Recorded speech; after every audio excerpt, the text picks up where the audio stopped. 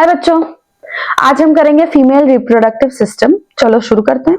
Female reproductive system होता कहाँ पे है? पेल्विक कैविटी में होता है बेटा। पेल्विक कैविटी क्या है, कैविटी क्या है, ये सब आपको शायद पता नहीं होगा तो मैं बता देती हूँ। बॉडी में हमारा जो बॉडी है वो क्लटर है। हमारा जो बॉडी है उसमें बहुत सारे खाली खाली स्पेसेस होते हैं, खाली खाली जगह, और उन खाली जगहों पे हर एक सिस्टम को भर दिया गया है, हर एक ऑर्गन को भर दिया गया है। तो जो फीमेल रिप्रोडक्टिव सिस्टम है वो पेल्विक कैविटी के अंदर है। ये देखो, ये वाला डायग्राम को देखो, ये जो है ये पेल्विक कैविटी है, इसके अंदर हमारा फीमेल रिप्रोडक्टिव सिस्टम है। इतना समझ आया? नीट के लिए इसको याद रखना है आपको। और भी कैविटीज है बॉडी में, जैसे कि ये हो गया dorsal cavity, cranial cavity, vertebral cavity, फिर ये एब्डोमिनो पेल्विक कैविटी, ये एब्डोमिनल कैविटी और ये पेल्विक कैविटी, ये दोनों मिलाकर होता है एब्डोमिनो पेल्विक कैविटी। मतलब ये दोनों इसके ही पार्ट्स हैं। ठीक है, वो कैविटी का बहुत डीप में नहीं जाना है, जस्ट मैंने आपको एक इंट्रोडक्शन दे दिया कि ऐसे बहुत सारे कैविटीज होते हैं, उसमें फीमेल वाला पेल्विक कैविटी के अंदर होता है। ठीक है, एंड कैविटी मतलब खाली स्पेस, भूलना नहीं है। अब हम फीमेल रिप्रोडक्टिव सिस्टम देखेंगे। शुरू करते हैं बिना कोई टाइम पास किए, भगवान का नाम लेके। पार्ट्स को स्टडी करने से पहले मैं एक काम करती हूँ, पहले मैं आपको शुरू से बताती हूँ, एकदम शुरू से एक प्रोसेस वाइज बताते हैं। सबसे पहले विल स्टार्ट फ्रॉम वजाइना। ठीक है, ये जो स्पर्म है, रुको, ये फीमेल रिप्रोडक्टिव सिस्टम का डायग्राम है, ये तो आपको पता ही है, और अगर आपको चाहिए तो मुझे कमेंट्स में बताना, मैं आपको बता दूंगी डायग्राम बनाना कैसे है। पहले समझा देती हूँ, फिर हम डायग्राम बनाना भी सीख लेंगे। ये वजाइना है, यहां से स्पर्म एंटर करता है। कितने स्पर्म्स टोटली एंटर करते हैं?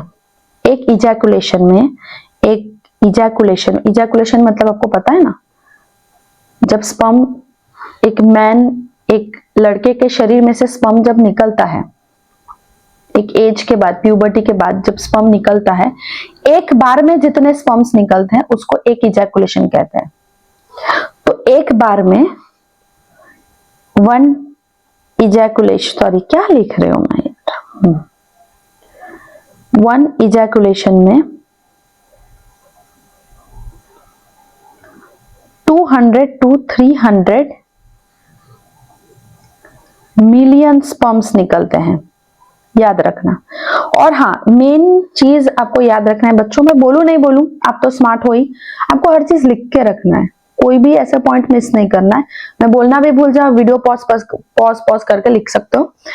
तो एक बार इजैकुलेशन में, एक बार स्पर्म निकला आपके शरीर में से, चाहे वो कॉपुलेशन के टाइम, कॉपुलेशन क्या है, सेक्स करते टाइम हो या नॉर्मली एक्साइटमेंट में जब स्पर्म निकलता है, तो वो जो निकल रहा है मतलब वो इजैकुलेट हो रहा है, it is getting out of your body. तो उसमें आपको याद रखना है 200 से 300 मिलियन स्पर्म्स जाते हैं। तो ये कहां जा रहे हैं? जब कोपुलेशन होता है, कोपुलेशन मतलब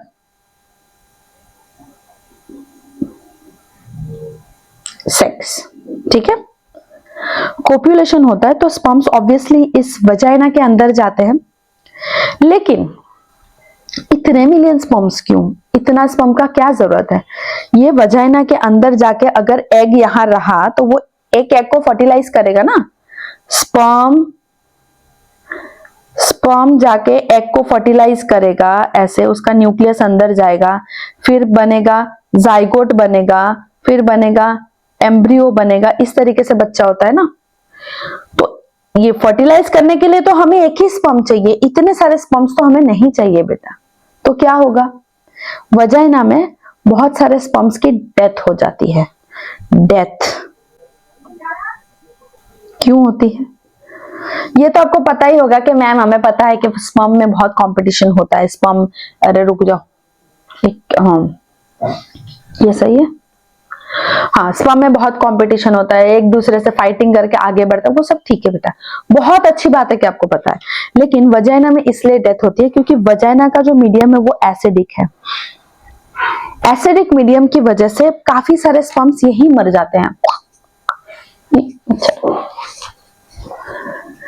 ठीक है, और समझो 200 से 300 मिलियन स्पर्म्स में से अगर 1% स्पर्म भी बचा तो भी वो 1 to 2 मिलियन स्पर्म्स तो बचेंगे, मतलब 99% मर गए अगर समझ भी लो तो भी 1 से 2 मिलियन स्पर्म्स तो बचते ही हैं, वो वजाइना के अंदर है।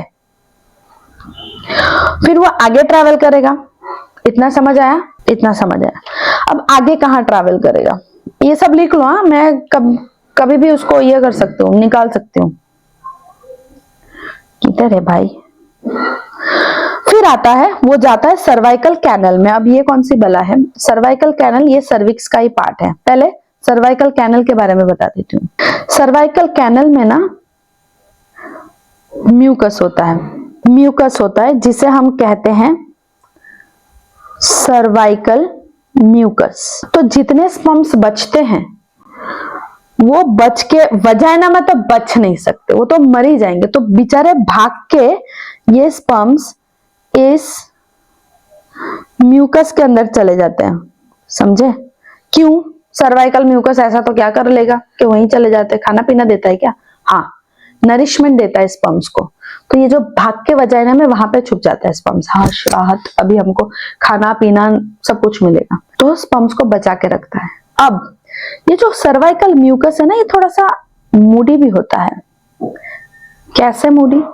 मैं आपको बताती हूँ। अब मैंने आपको ये बता दिया कि स्पर्म्स यहाँ पे रेस्ट करते हैं, लेकिन थोड़ा सा रिवर्स जाते हैं। ये मैं इरेज कर देती हूँ, सर्वाइकल म्यूकस ड्रॉ कर देती हूँ, समझो। अब सर्वाइकल म्यूकस को पता है, समझो कि ओव्यूलेशन हुआ, ओवरी में से एग निकला। ये देखो मैं ड्रॉ कर रही हूँ, देखना, ओवरी में से एग निकला, ये एग निकला और सर्वाइकल म्यूकस को पता चल गया कि एग निकला। तो ये क्या चाहेगा कि स्पर्म अब इसे फर्टिलाइज करे, अभी स्पर्म अंदर जाए और फर्टिलाइज करे, राइट? तो ये जो म्यूकस है ना, वो ज्यादा स्लिपरी हो जाएगा। क्या हो जाएगा? स्लिपरी, थिन हो जाएगा, खुद को स्लिपरी और थिन कर देगा। कब? ओव्यूलेशन पे। ओव्यूलेशन पे ये खुद को स्लिपरी और थिन कर देगा। क्यों? ताकि अगर वो स्लिपरी और थिन हो तो स्पर्म अंदर जाके एग को फर्टिलाइज करे और बच्चा हो जाए, ठीक है? लेकिन अगर नॉन ओव्यूलेशन डेज हुआ ना, तो ये खुद को टाइट कर देता है, स्लिपरी थिन तो छोड़ो, खुद को बहुत ज्यादा टाइट कर देता है ताकि स्पर्म अंदर नहीं घुसे। अब तो नहीं घुसने दूंगा। तो इस तरीके से कुछ होता है। तो क्या स्पर्म अंदर नहीं जाता? स्पर्म भी स्मार्ट है। अगर ओव्यूलेशन नहीं हुआ, अंडा नहीं निकला, समझो, मैं ये रब आउट कर देती हूँ, इरेज कर देती हूँ, अंडा नहीं निकला, स्पर्म अंदर गया, फायदा क्या होगा? एग तो है ही नहीं, किसको फर्टिलाइज करेगा? समझ में आया? नॉन ओव्यूलेशन पे भी स्पर्म तो अंदर जाएगा, भले वो टाइट करो, स्लिपरी करो, कुछ भी करो, टाइट कर लेगा ना। नॉन ओव्यूलेशन पे जैसे ये खुद को टाइट कर लेता है, तो इतने स्पर्म एंटर नहीं कर सकते, कम स्पर्म एंटर करेंगे, लेकिन कर सकते हैं। स्पर्म भी फाइटर है, उसकी भी अपनी एटीट्यूड है, तो वो अंदर तो घुसेगा लेकिन कुछ कर नहीं सकता क्योंकि एग है नहीं, राइट? कितना समझ आया आपको सर्वाइकल कैनल में क्या होता है? सर्विक्स जो है ना, ये सब इरेज कर देती हूँ धीरे धीरे, नहीं तो ये बहुत वो लगेगा, क्या बोलते हैं, ये बहुत वो लगेगा। चलो ये आप खुद समझो मैम ने क्या बोला। सर्विक्स जो है ये यूट्रस, ये हमारा यूट्रस है बेटा, ये जो पार्ट है ये हमारा यूट्रस पार्ट है। यूट्रस और वजाइना को कनेक्ट करता है, वजाइना और यूट्रस को कनेक्ट करता है सर्विक्स। सिर्फ सुनना नहीं है, आपको लिखना भी है। धीरे धीरे आप भूल जाते होंगे, लेकिन हर एक पॉइंट जो मैं बोल रही हूँ आप अलग से नोट्स बनाओ और लिखते रहो बेटा, ठीक है? सर्विक्स का फंक्शन। अब हम ऊपर की तरफ आए, यूट्रस की तरफ आए। यूट्रस में क्या होता है, क्या नहीं होता, सब देखते हैं। पहले तो यूट्रस के लेयर्स देखते हैं, कौन से लेयर्स है ये। सबसे अंदर वाला जो लेयर है ये है एंडोमेट्रियम, इसके नीचे वाला लेयर है मायोमेट्रियम और सबसे बाहर वाला लेयर है पेरीमेट्रियम। अब एंडोमेट्रियम क्या करेगा? क्यों 3 लेयर्स हैं, क्या है बताती हूँ, लिखते रहो। एंडोमेट्रियम जो लेयर है ना, वो इम्प्लांटेशन साइट है, मतलब एग आके यहीं पे इम्प्लांट होता है, एग आके यहीं पे इम्प्लांट होता है, लिखो। और अगर इम्प्लांटेशन नहीं हुआ, एग नहीं आया, तो ये जो लेयर है ये पीरियड्स में निकल जाता है। पीरियड्स में जो भी आपको ब्लड या जो भी दिखता है वो थिक थिक लेयर्स जैसा, वो इसी लेयर का निकलना होता है, राइट। फंक्शन बता दिया। अब मायोमेट्रियम का फंक्शन ये है, डिलीवरी या पीरियड पेन के टाइम जो कॉन्ट्रैक्शन आपको फील होता है ना, पेन फील होता है, वो इधर के ही यही मायोमेट्रियम करवाता है। यही वो क्या बोलते हैं उसको, कातिल है या जो भी बोल दो आपको, वो डिलीवरी कॉन्ट्रैक्शन पेन वो मायोमेट्रियम से ही होता है। और जो पेरीमेट्रियम है, इसका काम है इनको प्रोटेक्ट करना, क्योंकि बाहर का लेयर है बेचारा, कोई तो उसको प्रोटेक्शन देगा ना, तो वो पेरीमेट्रियम देता है, राइट। तो ये 3 इजी फंक्शंस है, को समझ आया। फिर है यूट्रिन कैविटी। अब कैविटी तो बेटा मैंने पहले ही बता दिया था, कैविटी क्या है। कैविटी क्या है? खाली स्पेस, खाली जगह। अब जो यूट्रिन फंडस है, वो यूट्रस का सबसे ऊपर का हिस्सा होता है, सबसे ऊपर। जनरली जो एग आता है वो फंडस की तरफ ही इम्प्लांट होता है, क्योंकि यहाँ उसको ज्यादा कंफर्टेबल लगता है, ब्लड फ्लो ज्यादा आता है, इस तरीके से उसे ज्यादा कंफर्टनेस फील होता है, इसलिए ऊपर की तरफ वो ज्यादा प्रेफर करता है रहने की। तो आपको समझ में आ गया uterine cavity, uterine fundus. Uterine fundus मतलब यूट्रस का ऊपर का हिस्सा। ये तीनों लेयर्स का काम समझ आ गया, ठीक है। एंडोमेट्रियम का काम इम्प्लांटेशन करवाना, मायोमेट्रियम का काम कॉन्ट्रैक्शन करवाना, पेरीमेट्रियम का काम प्रोटेक्शन देना। ये कैविटी की जरूरत क्या है? क्योंकि ये एग सिर्फ एग नहीं रहेगा ना, ये बेबी बनेगा, बेबी फीटस बनेगा, ये एग फीटस बनेगा, बड़ा होगा, तो कैविटी तो चाहिए ना बेटा, खाली स्पेस तो चाहिए ना, तो बड़ा कैसे होगा, इसलिए ये यूट्रिन कैविटी होता है। अब हम किस पे जाएंगे बताओ। अब हम देखेंगे फैलोपियन ट्यूब। ये जो हिस्सा है ये फैलोपियन ट्यूब है, और इसके 3 पार्ट्स हैं, इनफंडिबुलम, एम्प्यूला, इस्थमस। मैंने क्या बोला? Infundibulum, ampulla, isthmus. याद रखना IAI, बट ये आई सबसे पहले इनफंडिबुलम है। नीट में पूछा जाता है इसका ऑर्डर, इसलिए आपको याद रखना है, आप इस्थमस पहले नहीं बोल सकते, आपको इनफंडिबुलम ही बोलना है, ऑर्डर में बोलना है, नीट के लिए इंपॉर्टेंट है, लिख के रखो। तो सबसे पहला जो फैलोपियन ट्यूब का पार्ट है वो है इनफंडिबुलम। अब इनफंडिबुलम के साथ ये जो स्ट्रक्चर्स है, अपने उंगलियों जैसे स्ट्रक्चर्स है, हाथ जैसे, अरे सॉरी उंगलियों जैसे, इसको हम कहेंगे फिम्ब्रे। अच्छा, यहाँ पे लिखा हुआ है ये फिम्ब्रे है। अब यहाँ पे एक चीज बताया कि फिम्ब्रे जो है वो एक भी ओवरी से अटैच है नहीं, बट एक्चुअल में, ये डायग्राम में नहीं है, बट एक्चुअल में एक फिम्ब्रे ओवरी से अटैच होता है। ओनली 1 फिम्ब्रे, सबसे बड़ा वाला फिम्ब्रे, लिखो इसे, सबसे बड़ा वाला जो फिम्ब्रे है वो ओवरी से अटैच होता है, उसे हम कहते हैं ओवेरियन फिम्ब्रे और फिम्ब्रिया ओवेरिका। समझ में आया? ये ओवरी को होल्ड करके रखता है, इन प्लेस रखने में इसका हेल्प करता है, ठीक है। अब दूसरे जो फिम्ब्रे हैं वो एग को कैच करने में, ओव्यूलेशन हुआ समझो, एग निकला बाहर, ठीक है। अब ये फिम्ब्रे एग को कैच करने में हेल्प करता है, कैच करने में। अब नेक्स्ट इनफंडिब्यूलम, ये ओवरी को रिसीव करता है, आओ स्वागत है, सॉरी ओवरी नहीं, एक और चीज मैंने गलत बोला इस वीडियो में, मैंने ये बोला सॉरी, बेसिकली ये एग नहीं है, ये सेकेंडरी oocyte है। इसके पीछे एक छोटी सी चीज है, मैं बता देती हूँ आपको। ये एग नहीं है बेटा, आप इसको एग नहीं बोल सकते हो, you have to tell it secondary oocyte। क्यों? ये तो एग ही है मैम। नहीं बेटा, ये अभी भी एग नहीं बना। एग बनने के बहुत सारे एक पूरा एग बनने का एक पूरा प्रोसीजर है। जो लास्ट स्टेप है ना वो है एग।